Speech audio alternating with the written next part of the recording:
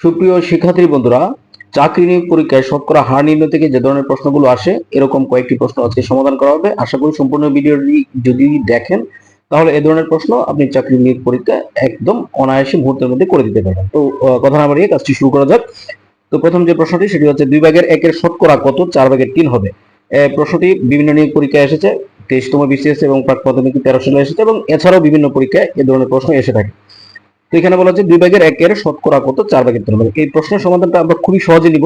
তাহলে এখানে কিভাবে সংখ্যা নিব, এই 2/1 শতকরা কত, তাহলে 2/1 এর আমি বোঝানোর জন্য হয়তো একটু লিখে নিচ্ছি শতকরা। তাহলে শতকরা মানে কি আমরা ধরবো 100/1, শতকরা মানে হচ্ছে 100/1 এটা, ঠিক আছে। 2/1 শতকরা সমান কত বলা হচ্ছে যে 4/3।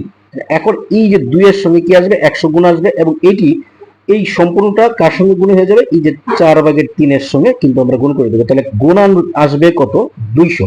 এই 2 গুণ 100, 2 গুণ 100 তার মানে কি 200টা আমরা কার সঙ্গে গুণ করে দেবো, এই যে 4/3 এর সঙ্গে আমরা গুণ করে দেবো। তাহলে এইটুকু যদি আমরা বুঝতে পারি তাহলে কিন্তু একদম সংক্ষেপে করে ফেলতে পারবো। এটা কিন্তু সংক্ষেপ ফর্ম বা শর্ট ফর্ম হচ্ছে এটা, ঠিক আছে। তাহলে এখানে যদি কাটি তাহলে হচ্ছে 50 আর 3 আর 50 গুণ করলে হচ্ছে 150 আসছে। তাহলে এটি হচ্ছে সঠিক উত্তর। কি কাজটি করব, বলা হচ্ছে 2/1 শতকরা কত 4/3 হবে। তাহলে এর সঙ্গে কি গুণ করব, 100 গুণ করব এবং এই গুণ করে 4/3 এর সঙ্গে গুণ করে দেবো। তাহলে এইটা যদি করি তাহলে কি আসবে, যে মানটি আসবে সেটি হচ্ছে আমাদের সঠিক উত্তর। প্রশ্নটি অনুরূপ প্রশ্ন, 3/1 শতকরা বা কত শতাংশ 2/1 হবে। ঠিক অনুরূপ ভাবে যদি আমরা করি তাহলে এই যে 3 এর সঙ্গে কি করব, 100 গুণ করব এবং এই 2/1 এর সঙ্গে আমরা গুণ করে দেবো। তাহলে 2/1 এর সঙ্গে যদি আমরা কত গুণ করে দেবো, 300 গুণ করে দেবো। 300টা কিভাবে আসলো, এই 3 এর সঙ্গে 100 গুণ করে। এখন দেখেন আপনি কিন্তু মুখে করতে পারবেন। তাহলে কত আসলো, 150। তাহলে এটির উত্তরও কিন্তু 150% চলে আসছে। এর কত শতাংশ 2.5 হবে, 2 এর কত শতাংশ হচ্ছে 2.5 হবে। তাহলে আমরা যদি ধরি যে 2 এর x% হচ্ছে 2.5, x% বলতে ওই 100টা কি হবে, এই 2.5 এর সঙ্গে গিয়ে গুণ হয়ে যাবে। কার সঙ্গে গুণ হবে, এই 2.5 এর সঙ্গে কিন্তু 100 গিয়ে গুণ হয়ে যাবে। আর তখন এর মান দাঁড়াবে কত, 250, কারণ এই একটা শূন্য বাদ যাবে 1 দশমিকের জন্য। আর এটা বলা হচ্ছিল 2 এর কত শতাংশ, তাহলে আমরা 2 দ্বারা কি করব, একে ভাগ করে দেবো। তাহলে 2 দ্বারা যদি একে ভাগ করে দিই তাহলে যে মানটি আসবে সেটি হচ্ছে উত্তর। তাহলে কত আসবে, 125। দেখেন একদম সহজে কিন্তু করতে পারবেন, জাস্ট বুঝতে হবে ব্যাপারটা। এটা কিন্তু সংক্ষেপ, সঠিক বিষয়টা কিন্তু সংক্ষেপের ক্ষেত্রে কিন্তু আমরা একদম বেসিক নিয়মটা কিন্তু বুঝি না। তাহলে কিন্তু এই নিয়মটা যদি আপনি মাথায় রাখতে পারেন তাহলে শর্টকাটে করতে পারবেন। কিরকম, 2 এর কত শতাংশ হচ্ছে 2.5, 2 এর কত শতাংশ, তাহলে কি করবেন, এর সঙ্গে 100 গুণ করবেন এবং এই যে সংখ্যাটা এখানে 2 ছাড়া যদি অন্য কোনো সংখ্যা থাকতো সেই সংখ্যা দ্বারা আমরা একে ভাগ করে দিতাম। তাহলে যা আসতো সেটি হচ্ছে সঠিক উত্তর। এখানে এসেছে কত, 125। তাহলে এই অনুযায়ী 125 হচ্ছে সঠিক উত্তর। 60 জন ছাত্রের মধ্যে 42 জন ফেল করলে পাশের হার কত। 11তম প্রভাষক নিবন্ধন পরীক্ষা এসেছে। তাহলে 60 জনের মধ্যে যদি 42 জন ফেল করে থাকে তাহলে পাশ করলো কতজন, 60 এর মধ্যে পাশ করলো হচ্ছে 18 জন। তাহলে এখন বলছে শতকরা পাশের হার কত, কি পাশের হার কত।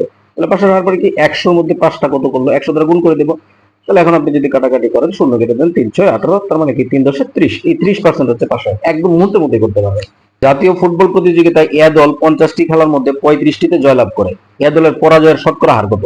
তাহলে আমরা দেখতে পাই যে খেলা ছিল মোট হচ্ছে 50টি, এর মধ্যে 35টিতে জয়লাভ করছে। তাহলে 50টি খেলার মধ্যে 35টিতে কি জয়লাভ করলো, তাহলে পরাজিত হলো কয়টিতে, পরাজিত হলো 50-এর মধ্যে কিন্তু 15টি। তাহলে এখন বলছে শতকরা পরাজয়ের হারটা কত, তাহলে 100 দ্বারা গুণ করে দেন। তাহলে এইখানে কি হবে, 2, এই 15 দুগুণে 30। তাহলে শতকরা পরাজয়ের হার হচ্ছে 30। বাজার থেকে 250টি আম কিনে আনার পর তার মধ্যে 15টি আম পচা পাওয়া গেল, শতকরা কতটি আম ভালো ছিল। 15টি পচা ছিল, মোট মানে আম ছিল হচ্ছে 250টি, তার মধ্যে 15টি যদি পচা থাকে তাহলে 15টি বাদ দেওয়ার পরে মোট যে ভালো ফলের সংখ্যা থাকবে কত, 235টি। এখন বলছে যে 250-এর মধ্যে 235 যদি ভালো হয় তাহলে 100-এর মধ্যে কয়টি ভালো, তাহলে 100 দ্বারা গুণ করে দেবেন। তাহলে এখানে 0 0 কেটে দেন, তাহলে 5 দিয়ে কাটেন 2, 5 দিয়ে কাটলে হচ্ছে 5, আবার 5 দিয়ে যদি কাটেন তাহলে হচ্ছে 4 5 20, তারপর হচ্ছে 35, 5 7 35, এই 47 দুগুণে হচ্ছে 94। তাহলে এখানে হচ্ছে 94% হচ্ছে ভালো আম সংখ্যা ছিল।